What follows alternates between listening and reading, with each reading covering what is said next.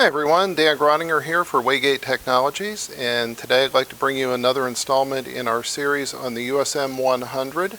This time we're going to be taking a look at the auto angle calibration. So it's a good way to check the angle of a wedge for a shear wave inspection.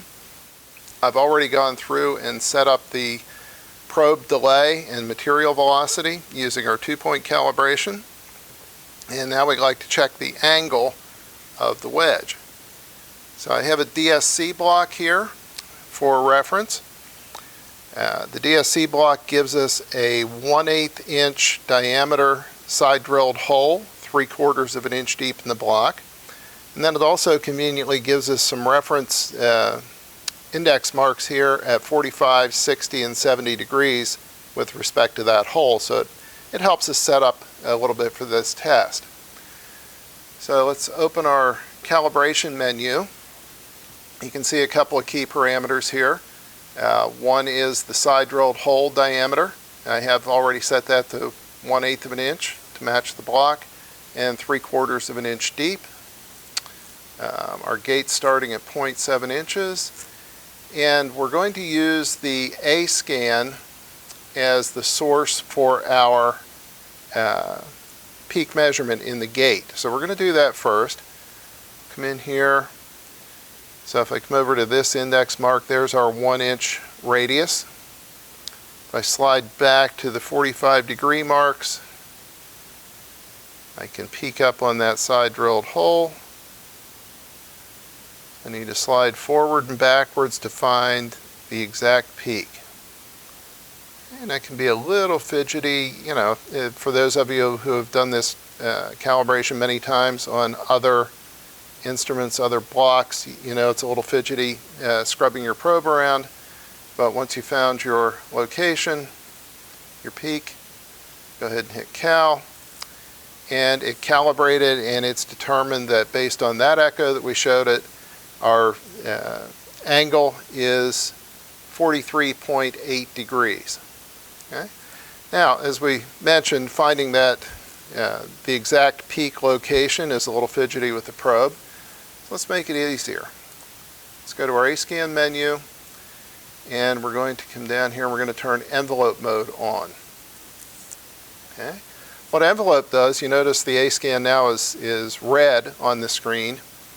And as I put my probe down and move around, our peaks draw a sort of another trace in red. Our live A scan is in yellow.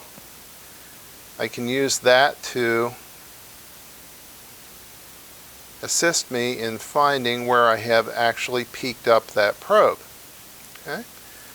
So now if I go back, I can close the menu. I've got that turned on. If I go to my calibration menu, and first thing we're going to do is clear our previous calibration. So I use this icon on the command bar that looks like a squeegee clearing a plate. When I touched that, it asked me, do I really want to clear the auto angle calibration? And I said yes. So that took me back to the default angle that I had dialed in for this wedge at the beginning. I told the instrument I had a 45-degree wedge, so it goes back to the 45-degree default. Now, I've got I can change my angle calibration source from A-scan to envelope. And by doing that, I've told it that rather than gating on the live echo, what I want it to gate on is this envelope peak that I've found. So now I can come in here, let's start our calibration, and it says record the indication and press calibrate. So what it's doing is giving me an opportunity to record where my peak is. Okay, I do that, bring my gate over that peak, I hit cal, and 43 degrees. So 43.791 degrees, and that matches up pretty closely with what we had before when we peeked up on the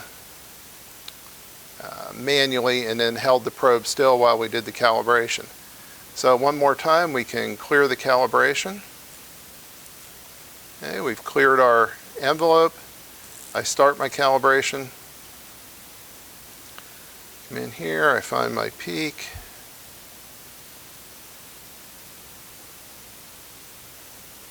Okay. Bring this over, I can do an auto 80, get my amplitude up a little more, find the most sensitive place.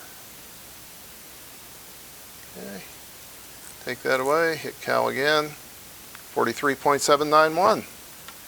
So there we go, just that quick and easy.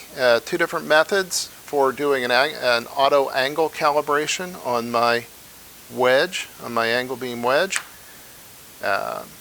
In one, we used just the live A scan, peaked it up manually, held it still while we did our calibration. For the other, made use of the envelope mode, start recording our calibration, peak it up with the envelope on. At that point, I can let go of the probe, set it aside, put my gate over the peaked up echo, hit the cal button one more time, and we have our angle measurement. So that's it for auto angle calibration. Thank you for joining me. As always, if you have any questions, please reach out to remote service at bakerhughes.com. We're looking forward to answering your questions and giving you any help that you need. Thank you.